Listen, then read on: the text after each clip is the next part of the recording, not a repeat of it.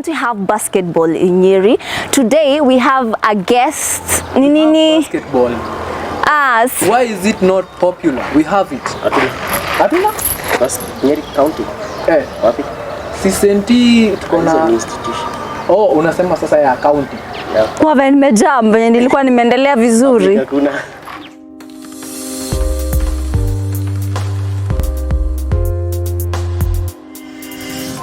Guys, my name is Washirage Konyo and welcome to the show. We are at the Cultural Center Nyeri and today we are talking about matter sports. Now guys, have you ever asked yourself why don't we have basketball in Nyeri? Today we have a guest who is going to tell us his mega plan into transforming Nyeri to becoming one of the best basketball places where people can come and play basketball. He has awesome plans, guys, and I can't wait for you to meet him. Walk with me, guys.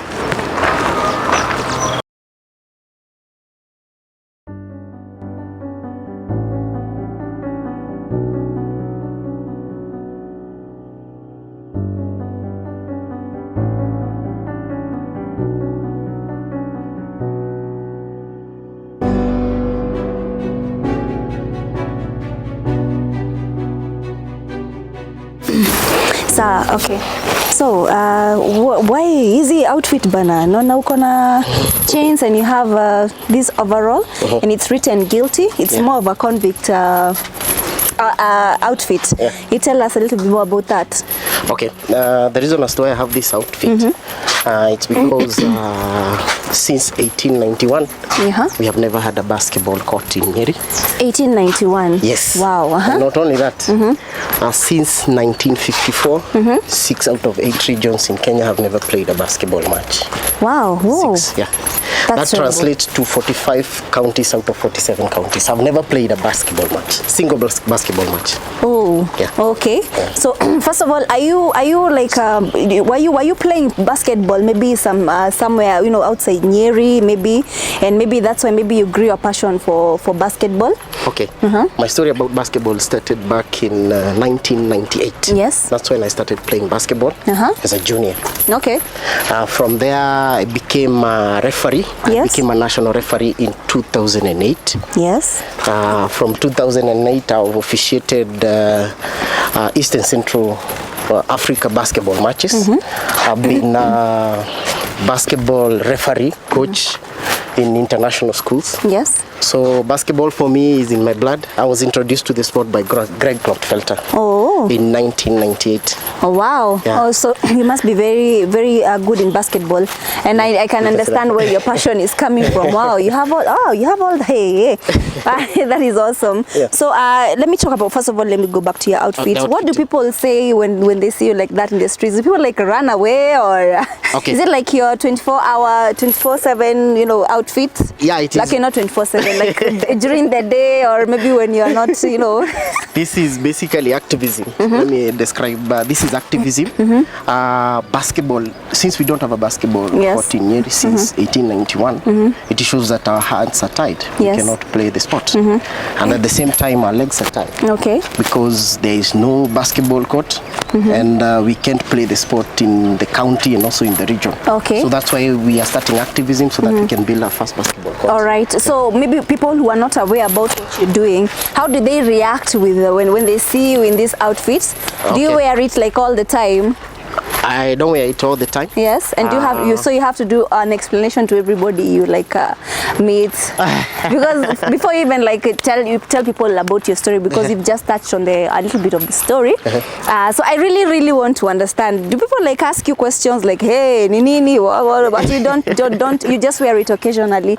Maybe when you want to like give the message about basketball. I wear it occasionally when I want to pass that basketball message, because it has affected me. Yes. I don't want it to affect the future generation. Okay. So I'm working towards helping the future generation. So the outfit is about our future, our kids, and that's it. All right. Okay, let's have a seat. So guys, we are here with our guest today. He's going to introduce himself. I know maybe you've heard a little bit of what he has said maybe, but he's going to tell us more of his plan. I told you before that he has a mega plan to transform Nyeri to be one of the best places where people can come and play football. I mean basketball. I don't know why I keep on saying football. I think it's because we have so much football in Nyeri, yes. Including Marafiki. Shout out to all my Marafiki fans. So karibu sana. Asante sana. Yes. Yeah. Tell us your name, okay. And yes, maybe a little bit more about yourself. Okay. My name is Alex Munyiri. Yes. And I'm a basketball player. Yeah. More to that, I'm a coach. I'm experienced in coaching able-bodied basketball, wheelchair basketball, yes. and deaf basketball. Okay. So the three disciplines in the sport, I'm conversant with how the sport is played, and I'm ready to start helping my nation. That's what I want to do right now. All right. Because I was not given that opportunity because there are no facilities in my country. Okay. Yeah. Okay, let's go straight to the plan that you have towards transforming Nyeri to become, you know, the best place where people can come and your story is very interesting, and I think our audience would like to hear your plan. Okay. Maybe you can touch on it. Okay. Okay. About the plan. The plan now comes from not having a basketball court. So what we are doing is hitting three birds with one stone. Yes. We fight climate change. Yes. We fight environmental degradation, and also have a basketball court that can bring about economic growth to Nyeri County, and at the same time play the sport. Okay. So about the basketball court that we want to build, we want to use readily available material. Yes. That is materials. Sometimes hata ukienda hapa nje utapata tu. One material that we want to use is soil. Okay. That is our raw material. Yes. The second raw material we want to use is used tires. This is a gari too. That is the second material we want to use. And then the third material we want to use is plastic. We want to recycle plastic and make tiles like interlocking tiles, plastic interlocking tiles. Wow. And then from there we've been in a position to do the first basketball court that fights climate change in the world, and also fights economic lack of jobs to people, and also fights environmental degradation. So it's a basketball court that it's not only a basketball court. There are other things that you want to do in the basketball court. Okay. So what are some of the things that you've done maybe to start implementing the plan? Okay. First we came up with the plan in 2020. We have done what we have done. We have done the groundwork. That is how we are going to operate. We have done our structures. Yes. We've done how we are going to manage our league. We have completed on coming up with the architectural work of the basketball court that shall use those waste materials. Yes. We also want to build an arena. Yes. An arena that one can compete with some of the best arenas in the world.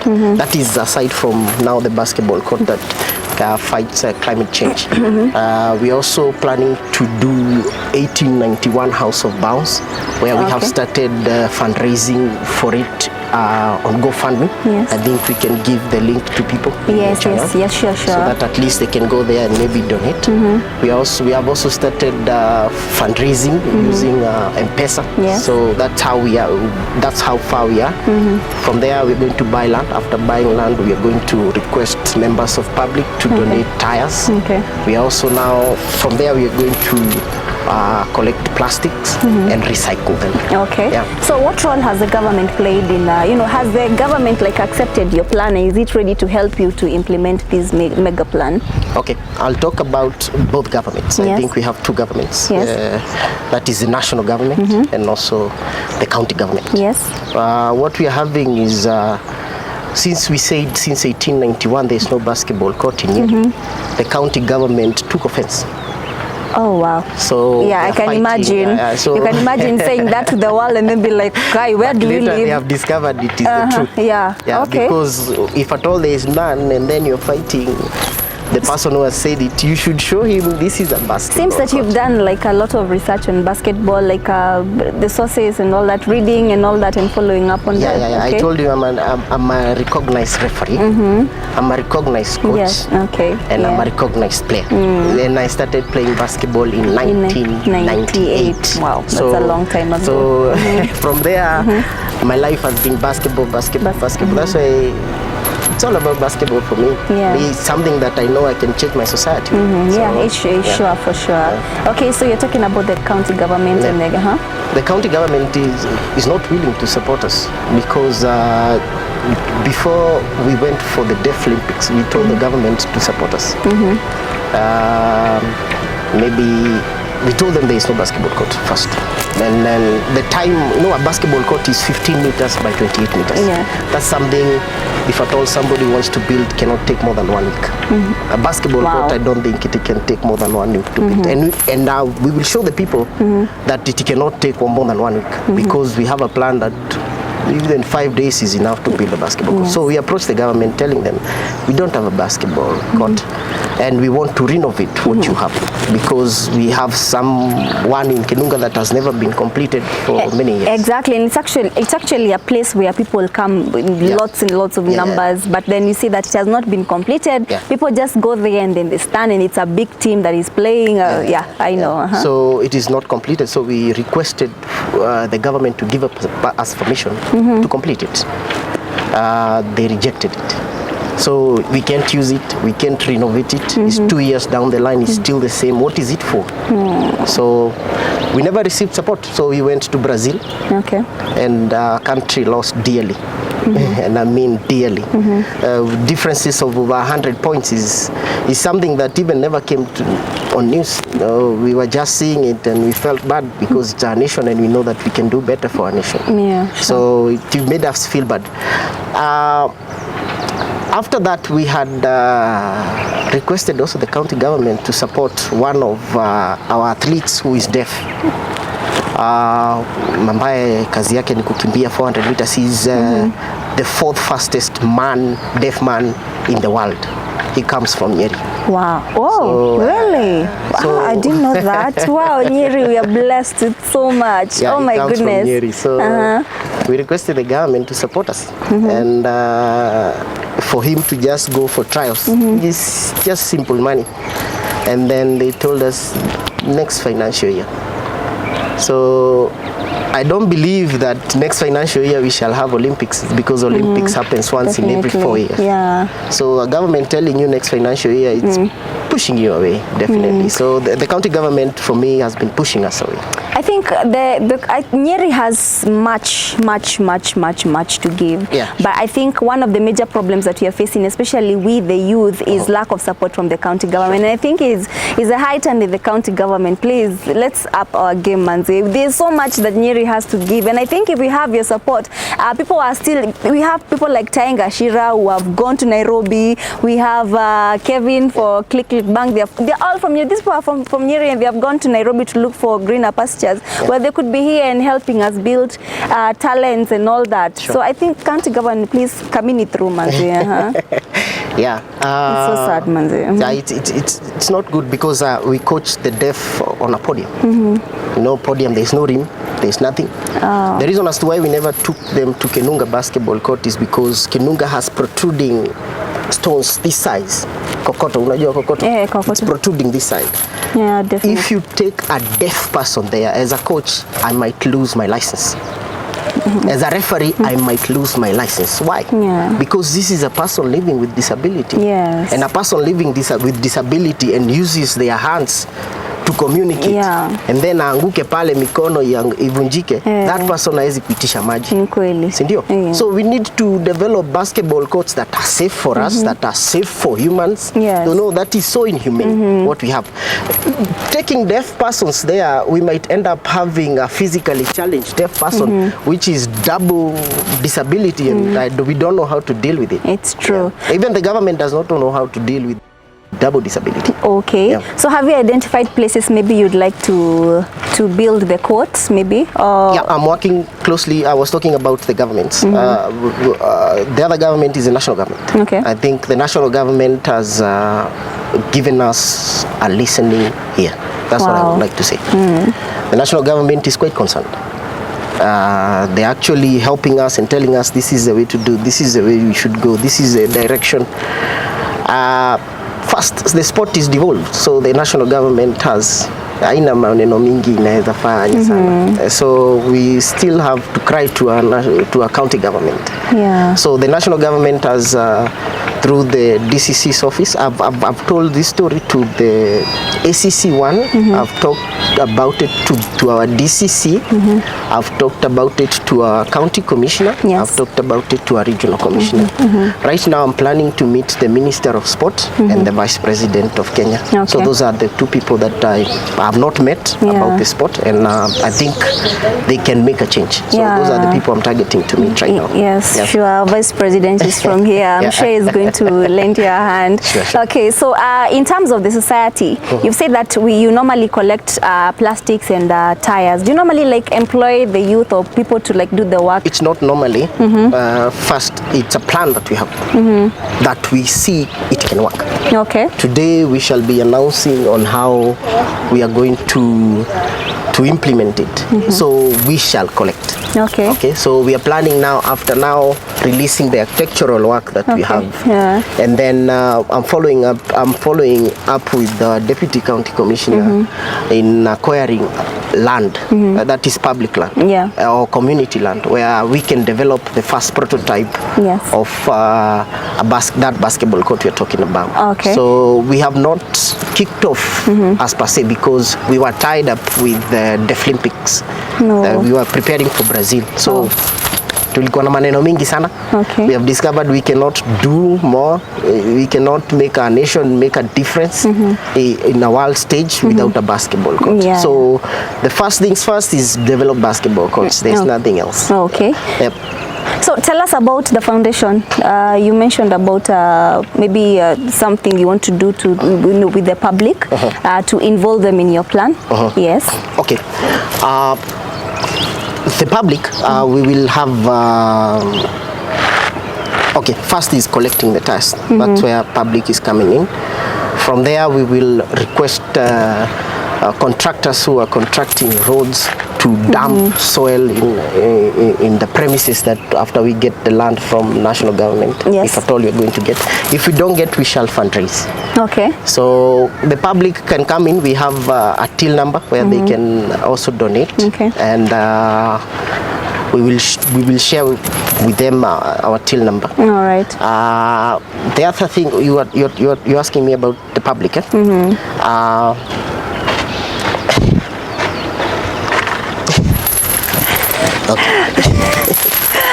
Okay. Yes. Okay.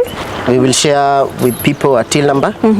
This is our till number. Yes. Where it's 20 bob ni mob. Oh, 20 bob. 20 bob ni mob is a method of fundraising. Yeah. Where your 20 shillings and my 20 shillings can be 40 shillings. Yeah. And 40 shillings can be a million. It's true. And then a million cannot be a million without 20 shillings. Exactly. Okay, before you even go there, how much do you think the whole project is going to cost? Okay, our estimation for the... Okay, we have different projects. We have talked about which one do you want? Because there is 1891 House of Bounce is a basketball court. There is Nyeri Arena, which is an arena that will be in a position to compete with the likes of Dakar Arena, Kilamba Arena. We are talking about the likes of Cairo Stadium, you see. That is a basketball court that we want to build. It's called Nyeri Arena. All right. 1891 House of Bounce, the budget is on GoFundMe. I think the link also, we shall share the link on GoFundMe. 1891 House of Bounce, the budget can come to around 13 to 20 million. Okay. Yeah, that is what we want. That is the plastic one. All right. 1891 House of Bounce is 50 million. And Nyeri Arena will be more than 5 billion. No. Yeah. Okay. 5 billion. Wow. But okay. that one is a bigger project. It shall be done later. But right now, what we want to do is first things first. Have a basketball court using waste materials. Okay. Yeah. Oh, you're talking about. Sorry, I cut you short. You're talking about the 20 Bob Mob. Yeah. Yes. Yeah. And you haven't finished about what you're saying about the public and all that. Yeah. Okay. I was talking about 20 Bob Mob where people can donate to us. Yes. And I talked about how 20 Bob can be a million. And yeah. Well, what about the collecting of the plastics? Are you going to call on volunteers to come and collect? And do you think that people are going to be willing to do it for free? You know, there are those challenges maybe that we have to address too. Yeah. We don't plan to do things for free. We shall pay. Okay. Well, secondly, there is a system ready for recycling. Okay. So there are people around here wanaenda akiokota chupa. Yes. So we shall use them. All so right. it's not anything like so new. It's just the same system which is there. We shall use the same system and we shall pay. Okay. Yeah. So how long do you think the project will take before it's complete? If we have land, yes. 3 months is too much. 3 months? It's too much. Okay. And it shall be an arena like. Okay. Because it's just soil, unaeka soil huko ndani kwa tire, and then from there plastic you recycle, unaeka katikati rims. Okay. Yes. Do you have like a ready team here in Nyeri to represent us? Yes, sure. But do you have like one in mind which can maybe like represent us maybe after the arena? But I know maybe I don't know if you have like other plans. Maybe are you coaching people else, or maybe are you taking a team in Nyeri, coach them somewhere so that as soon as the arena or the whole project is complete, they'll start playing immediately? Okay, one, I said that I'm very experienced in the sport, and if at all there is no basketball court and basketball courts that are there are not respecting all the rules that govern the sport, I don't think we can play the sport. Okay, okay. You don't have like extra places outside Nyeri County where you can take a team and maybe coach Nairobi, them there? there is Kasarani, there is Nyayo Stadium. In Mombasa, there is KPA Makande Gymnasium. All right. Those are 3 basketball courts that I believe meet all the international threshold. All right. Yep. So if players maybe want to join a team, they can contact you and you can coach them. Sure. Okay. But now the field aspect comes in. Okay. Yeah. All so right. the first things first is just a basketball. All right. I think it's a good idea maybe to even visit schools, because I think some of the schools we have in Nyeri have also basketball. You can maybe start from there and start coaching them. Maybe you can. I've coached schools for 10 years. Okay. So yeah. I've been in St. Mary's. Oh wow. Yeah. I've been the coach Baptist, Nyeri Baptist. I've also been invited by many schools around to just show them the sport. However, right now as we speak, we are playing international matches. So I cannot go back to institution because I'll leave the deaf with nobody. Yeah. Most people here, most coaches don't know how to communicate with them. I'm among few people who know how to communicate to them, and I can coach them. So basically it's hard to say that tuseme kucoach saizi ni ngumu kwangu sababu nataka kucoach basketball vile inafaa. Okay. All right. Okay. So, sir, because I think there was a time I was teaching at St. Linda's in Roiro, and they had a basketball court, but it was a small one. So my thing was maybe like I don't know. Okay, fine. There's no place that people can get. Well, that's so unfortunate, Mazi. What about the outspan? But that one is a small one.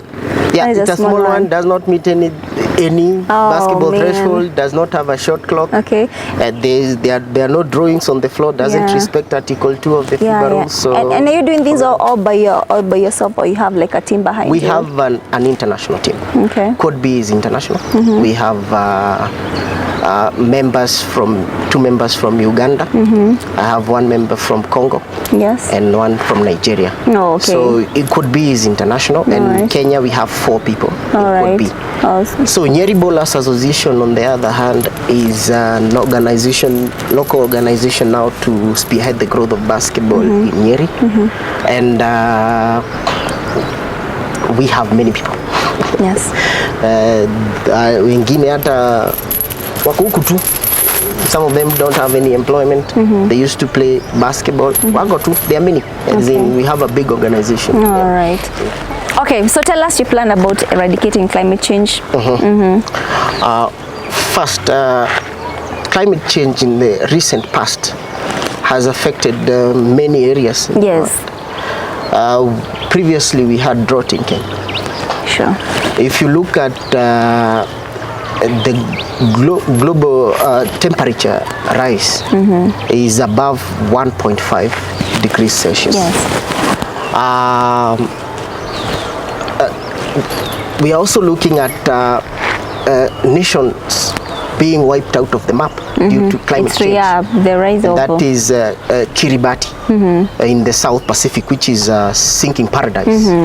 So looking at all this, I said, okay, I must contribute a small contribution, even if I build basketball courts around the country. It might be insignificant, but at least it's a good contribution. It's true.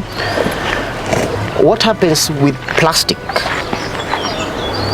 Plastics takes 450 years to decay. To decay, yeah. Okay. Wow.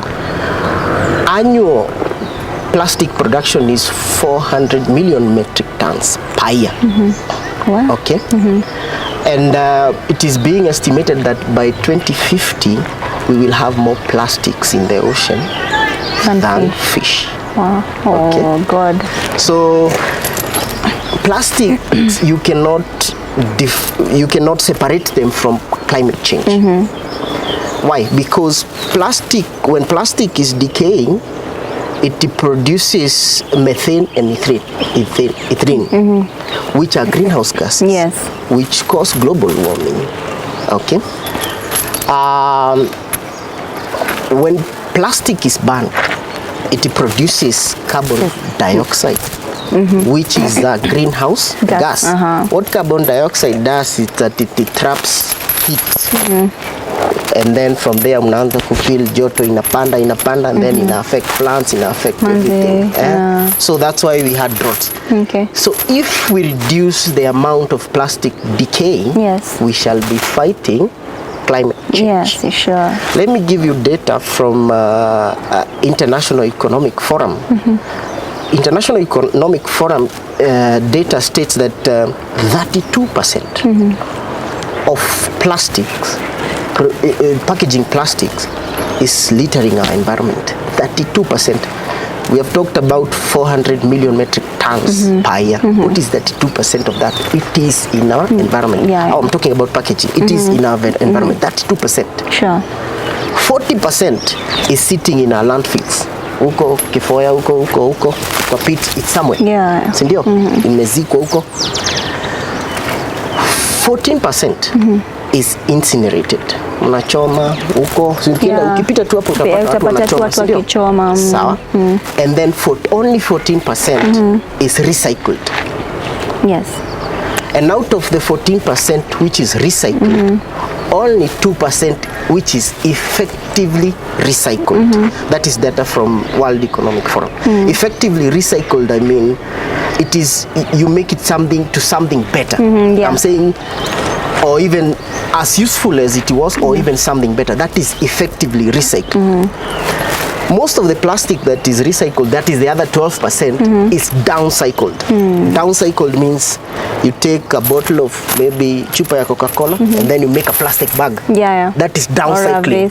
Because it's more hazardous to the environment than making it effectively recycled. So that is data from World Economic Forum. Yes. Okay. It is also estimated that every year we emit 12.5 to 13.5 million metric tons of carbon dioxide. That is per year.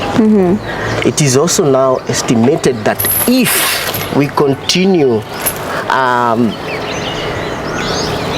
emitting carbon dioxide from plastics, the emission of greenhouse gases from such things will go to 1.34 billion tons by 2030 per year. Wow. So it is that dangerous. Wow. Wow. Yeah, it is that dangerous.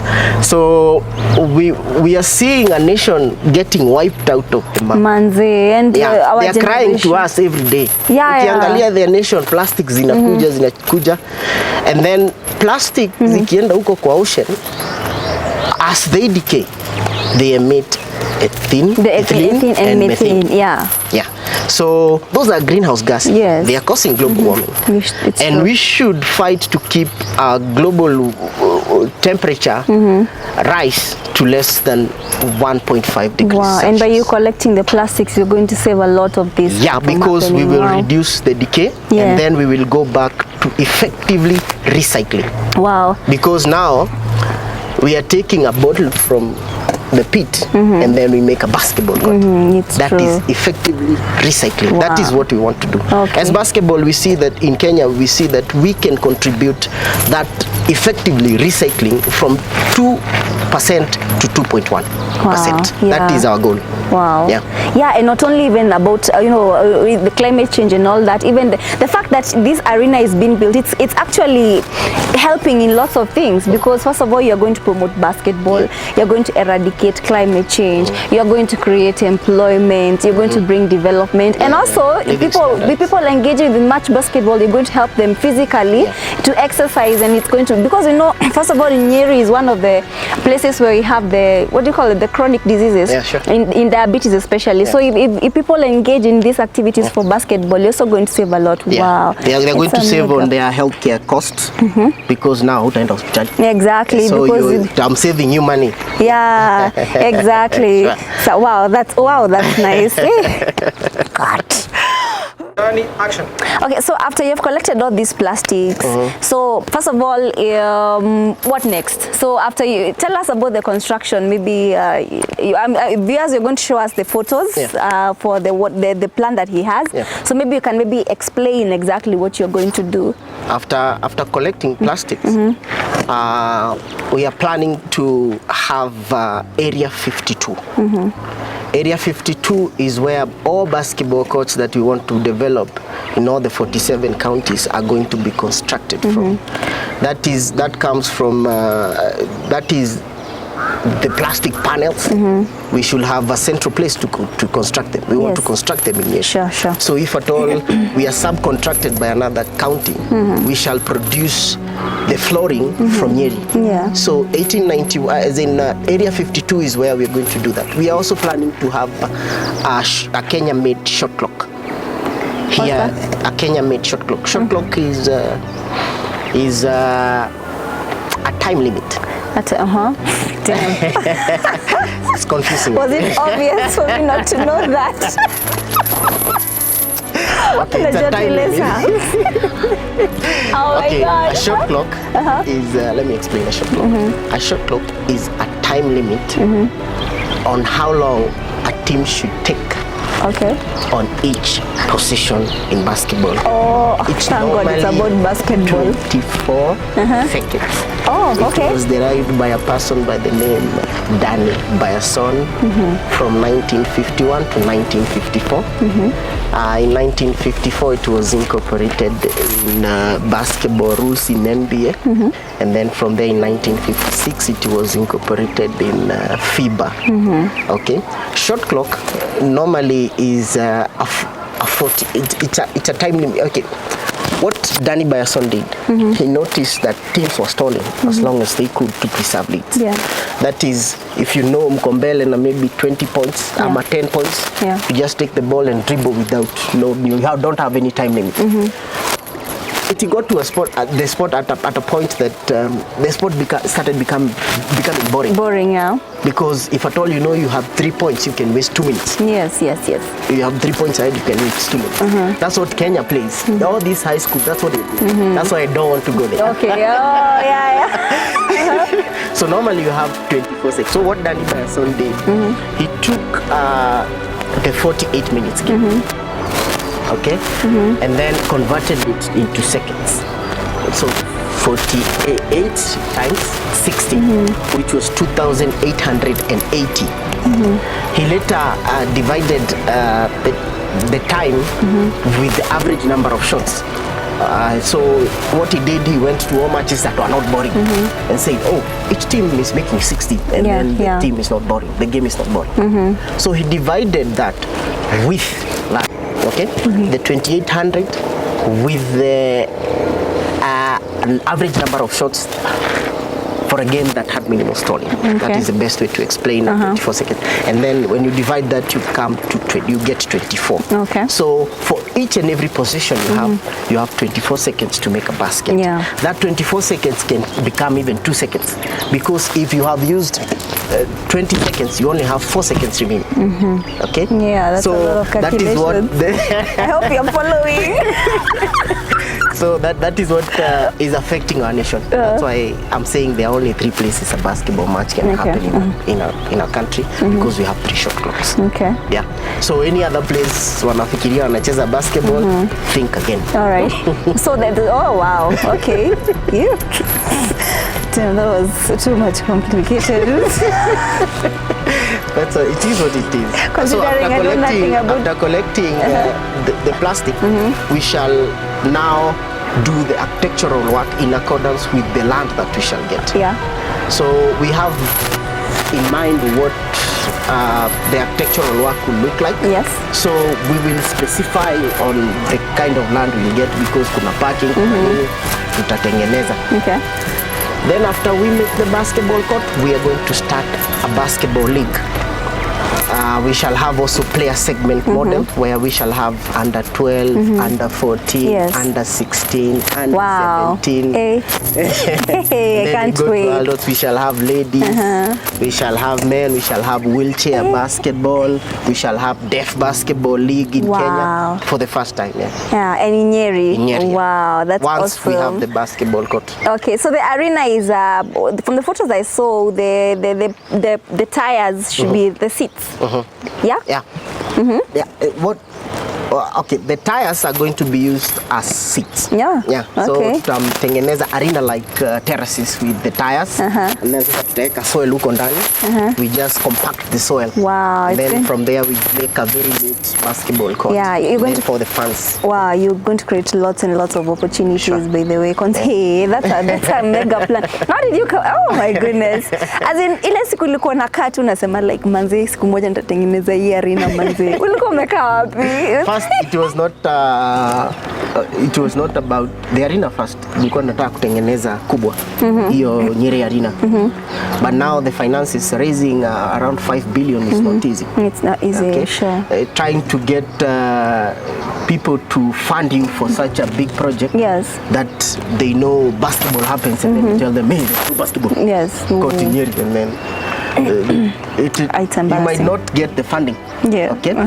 So Nyeri arena, for me, it will be the last thing that I shall do. Okay, but I must do it. Okay. What later we decided is to fundraise to help the deaf, because they are having 20 international matches between now and the next. Maybe this year they're going to have. Maybe in the next 2 years they are going to have more than 20 international matches. We must prepare them so that they don't continue to embarrass our nation, because they embarrassed our nation very much. But we were telling the government we are going to get embarrassed. We have letters telling the government, hey, we are going to get embarrassed as a nation. And that is what we got. Okay, Mazi, very but embarrassing. Please, guys, Kenya is a cool country, by the way. But these things do happen, yeah?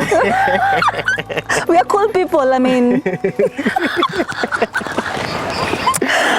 Wow. Yeah. Okay. So the big drink, manze. So guys, all over the world, please come together and let's support this plan. Yeah. Because I'm almost sure that not many people have this plan in mind. Yeah. And I'm sure that you're one among so many people in the world who have this plan. So people around the world, please come through. Bring the donations, maze. Pay bill iko hapo maze, tuweka kwa screen. Donate, come to Nyeri and meet him and you know, listen to his plan and you know, tupatiane manze. Let's make this happen. It's not only for Nyeri, it's for the whole world actually. Because you never know, even maybe some people will come to Nyeri. It's going to promote. What is shocking is that this is not a Kenyan problem. It is a third world country problem. Yeah, sure. So if you go to Uganda, you'll find maybe Uganda has 5 shot clocks. Yeah, and Rwanda, by the way, they built they build a big arena. I don't know how many Uganda shot clocks they have. I'm just giving a hypothetical example. But you go to this country, I'm talking to people around those countries and they are telling me, oh, we have 3, we have 2, we have 5. So a whole nation of 50 million people, how do you operate with 3 shot clocks? No. The rest of the nation is playing a sport that was being played between the year 1891 and 1954. Yeah. Okay. So once we started the GoFundMe for 1891 House of Bands on GoFundMe, it was hard to get funding. So even today it's still at 0. So it's not easy to get funding from GoFundMe. Okay. So I sat with my team and I told them we need to come up with a method. Sure. A method that will go down in history. Okay. A method that shall use readily available materials. Okay. And a method that is not quite expensive, something that we can afford as basketballers. The only thing that is remaining for us is land, because everything else we can fundraise for, to pay labor, we can fundraise to do what, but land is very expensive for us. So we are requesting our national government, our county government to give us land. Even the public, you never know who's watching us. We're like, you know what? Even the public. Niko na land pale. For people who would like us to develop this basketball court, is the first prototype in the world. Hakuna ingine imetengenezwa na tire dunia mzima. Hakuna ingine imetengenezwa na plastic na tire, that combination dunia mzima. Hakuna ingine inapambana na climate change dunia mzima. Exactly, it's the only one. This is the first one and we want to do the first prototype. From there I'll be in a position now to create employment, because I cannot do it alone. Exactly. Other counties will get attracted, other nation might get attracted, and they will come for benchmarking. And then when they come for benchmarking, what do? Our contractors wetu wale tunajenga nao ndio wataenda kujenga kule. Si ndio? So I'll create that employment. That's what I want to do. Oh wow. And before it gets dark, let me ask you one last question. Will you invite other sports to play in in the arena? The arena is okay. You're talking about the arena? The arena is a multi-sport complex. It shall host 14 different sports. Different sports. Okay. 14 of them. All right. Yeah. Capacity? The capacity for the tire one, tunataka kutengeneza from 5,000 to 10,000. That is what can work. Okay. Yeah. Hiyo ndio tutaweza fanya 10,000 people. That's a good number. Yeah, it's a good number. Wow, it's a good number. So we need big land. Sababu 10,000 people, you need parking for them. It's true. And parking is business, so you need also to keep it safe. Weka soja pale. It's true. So considering that you have a big problem in here, especially when it comes to parking. So I'm sure it's going to play a big role. So we are planning to do it on 5 acres. The 5 acres now itakuwa na hiyo parking, itakuwa na arena. We will have 2 outdoor basketball courts in the same field. Yes. We will have the area 51 in the same area, and we'll also make the shot clock from the same area. So when other counties are coming to benchmark, they will come to that 5 acres of land, and they will see what we are doing. We can explain to them how it's fighting climate change. We'll also help them to understand how it's saving our environment and all those things. Oh wow. Sure. Wow. Nice. Parting shot. Ambiwa seki itu manze. Guys, naweza taka tu sana tu mtusaidie mahali mnaweza. It's hard for us, especially those who've been in the sport. For me, I've played the sport for over 25 years and more than 25 years. We don't have a basketball court in Mount Kenya region. We don't have a basketball court in 6. We have never played a basketball match in 6 out of 8 regions in Kenya. So it's, for us, is a big plan we have for our nation. We want to help our nation and also create a path for the future generation. That is what we want to do. And then from there, nafunguliwa hizi chains and I'll be a free man. Oh, wow, nice. Guys, if you're watching me from wherever, USA, Canada, diaspora manze, let's come through for this plan, because especially kama umetoka Kenya ama umetoka Nyeri, please be the first person to kutoa 20 bob to. That 20 bob is just enough for whatever you can give to implement this plan manze. Pay bill ndio hii manze. Let me even hold it for you. It's your pay bill 522 522. You are going to put it on the screen. 20 bob ni mob, imagine. Badala kununua chewinga mahali, rusha mahali, tuma tu. And this is going to be a mega project. It's going to bring lots and lots of changes. Climate change manze itaisha, ita reduce employment manze. You know, you get all these things are going to happen manze. I'm so overwhelmed by your project. Thank you for coming to the show. It will also help growth of the economy. Yes, exactly. Yeah. Because it attracts demand generators. Yes. Yeah. What demand generators do is that when people come here, ulitumia gari, so you spend money. Yeah, I did. So kuna economy imeendelea mahali. When you come to a basketball court, you will eat. Yes. The economy is still growing. It's still growing. It's true. You will park your vehicle there, we'll charge you. Exactly. The economy is growing. Yes, yeah, so it's true. For us, it's an economical thing. Sure. Yeah, and it will do something. Yes, exactly. Let's grow our country. Let's support our youth. And thank you guys for watching this show. Thank you for coming for the show and sharing with us that interesting story. And I hope everything works out. And I know the public is going to react after this, because wameona by the mmesikia project yenyewe ni noma sana. So thank you for watching this show. Make sure that you have subscribed and watch out for many more, and share to as many people as possible. It's getting dark, guys. I'll see you on the next one. Bye.